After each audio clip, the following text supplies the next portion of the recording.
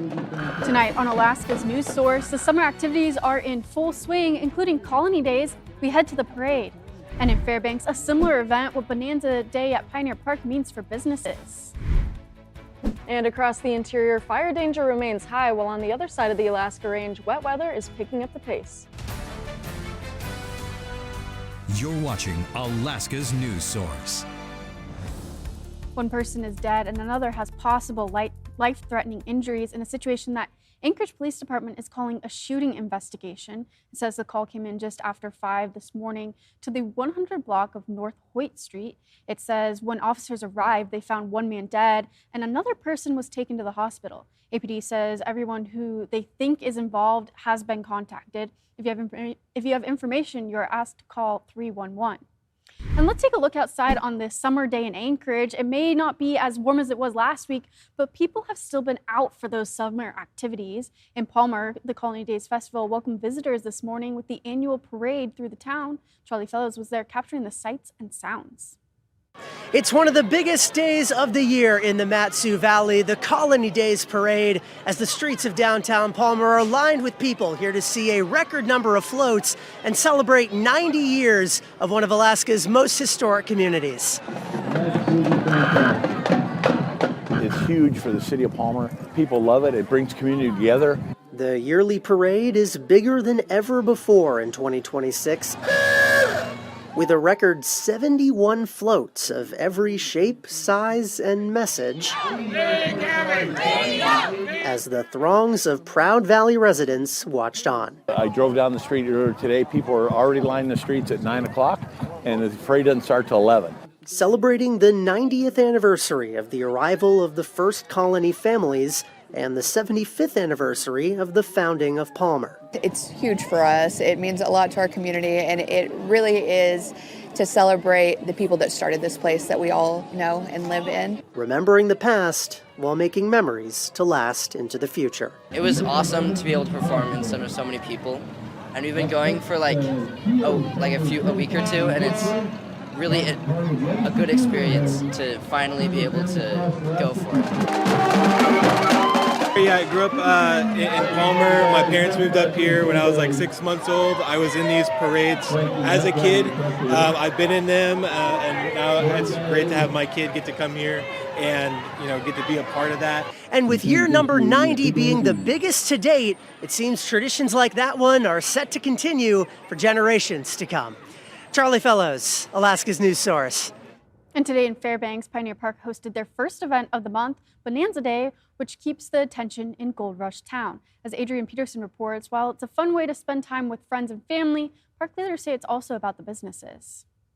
Bonanza Day, like many events at Pioneer Park, is another fun, family-friendly time. But keeping that energy in Gold Rush Town is not a normal part of business. We like to do a couple of events each year that focus almost exclusively on Gold Rush Town, because these vendors that come in here and spend their time with us in the summer, they bring a lot of energy. It's all part of an effort to maintain the relationship between the park and the businesses there, a relationship that for some feels like family. That's what's important, because Fairbanks and the area it's what we call friendly people, and we try and take care of each other. Shop owner Bonnie Kaleli says it's why she's been there for 16 years.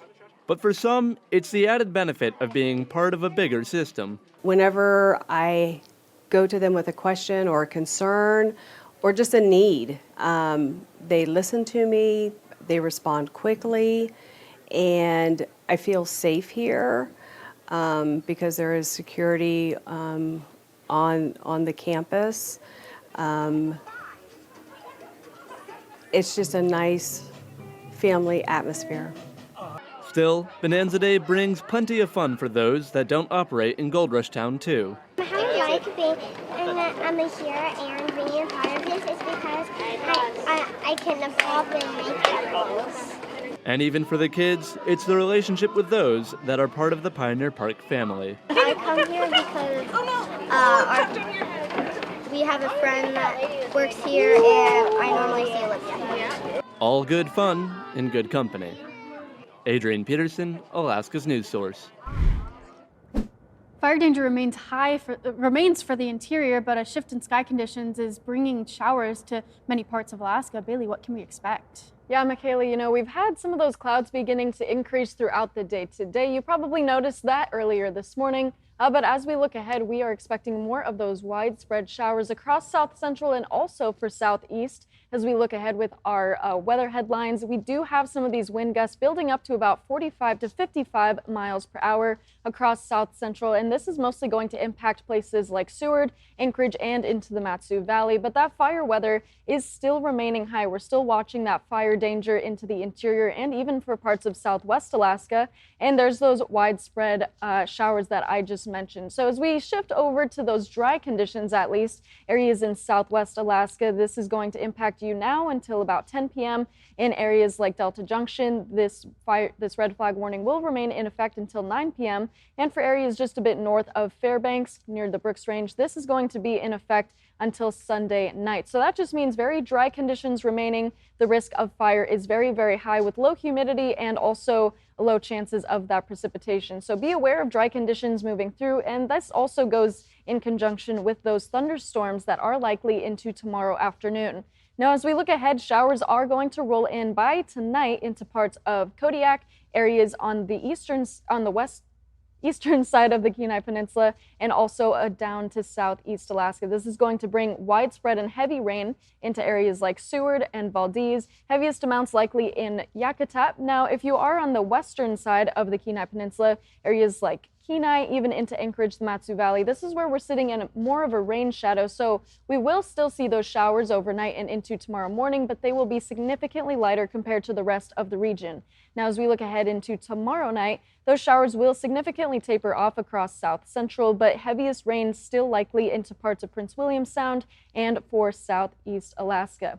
Those precipitation chances really begin to climb by Sunday morning, lasting all the way through Sunday night, but really beginning by tonight into the overnight hours. Those lows for tonight paired with some of that shower activity into the low 50s for south central and southeast, even into the interior as well, much cooler into the north slope and for the Aleutian chain. But as we look ahead for tomorrow, you'll see an increase in cloud cover across the interior with that chance of thunderstorms in the afternoon, temperatures reaching into the mid 70s, but for south central down into southeast, temperatures are not only slightly cooler, but this is where you can expect more of that widespread rain activity. But I'll have much more of the details coming up during our full forecast. Thanks for listening. Click subscribe so you can get the latest podcast from Alaska's news source automatically. And stay up to date with breaking news and in-depth reporting available for free 24/7 with the Alaska's news source app.